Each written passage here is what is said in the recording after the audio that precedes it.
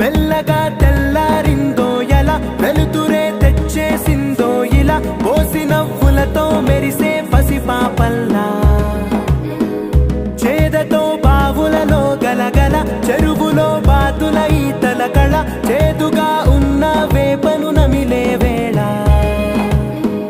చుట్ట పొగ మంచుల్లో చుట్టాల పిలుపుల్లో